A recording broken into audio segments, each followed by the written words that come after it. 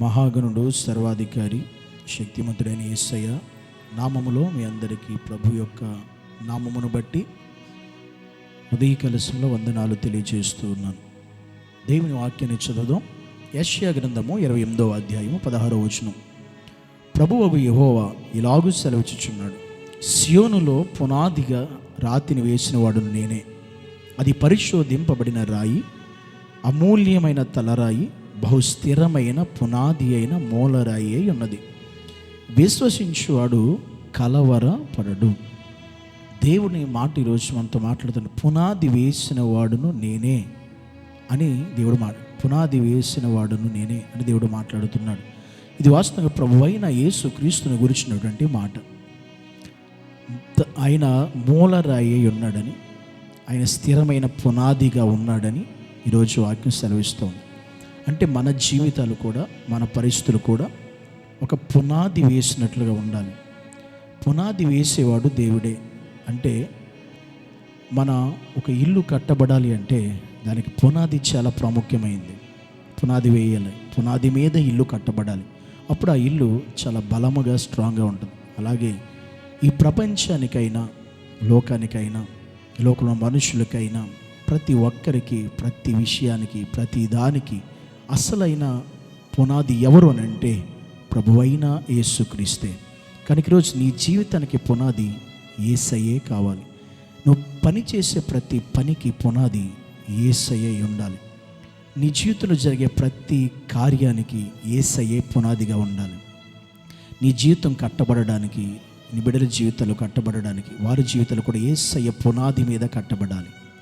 పునాది యేసయ్య ద్వారా జీవితాలు, కుటుంబాలు, పరిస్థితులు, పనులు, మన స్థితి అన్నీ కూడా కట్టబడాలి. అంటే ప్రతి దానికి పునాది ఆయనే. ఈ లోకాన్ని సృష్టికి కూడా పునాది ఆయనే అని మనం గుర్తుపెట్టుకోవాలి. మన జీవితానికి, మానవుడి జీవితాన్ని కూడా పునాది ఆయనే అని మనం జ్ఞాపకం చేసుకోవాలి.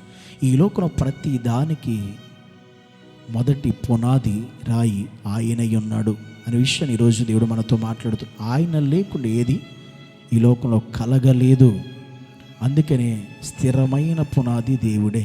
ఆ స్థిరమైన పునాది అయిన దేవుని మీద మనం కట్టబడాలి. మన బ్రతుకులు, జీవితాలు, పరిస్థితులన్నీ.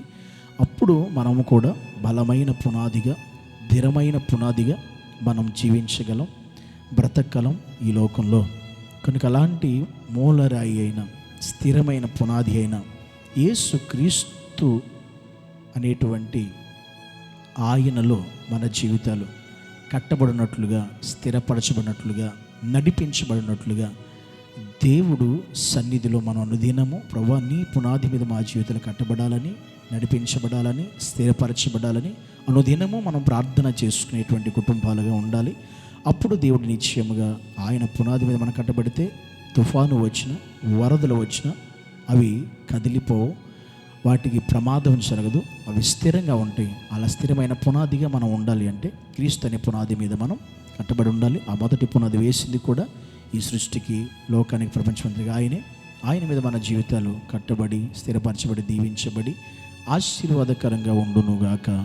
ఆమేన్. తండ్రి నీకు వందనాలు నాయన, స్తోత్రాలు. ఈరోజు పునాది అయిన, మూలరాయి అయిన నీ మీద మా జీవితాలు కట్టబడుటకు కృప చూపించండి. ఎన్ని సమస్యలు, ఆటంకాలు, వ్యతిరేకతలు ఈ లోకంలో వచ్చినా మేము కదలని వారిగా, చెదరైపోని వారిగా, స్థిరమైన పునాదిగా నీలో నిలిచే కృప మాకు అనుగ్రహించమని యేసు నామములో ప్రార్థిస్తున్నాము తండ్రి. ఆమేన్.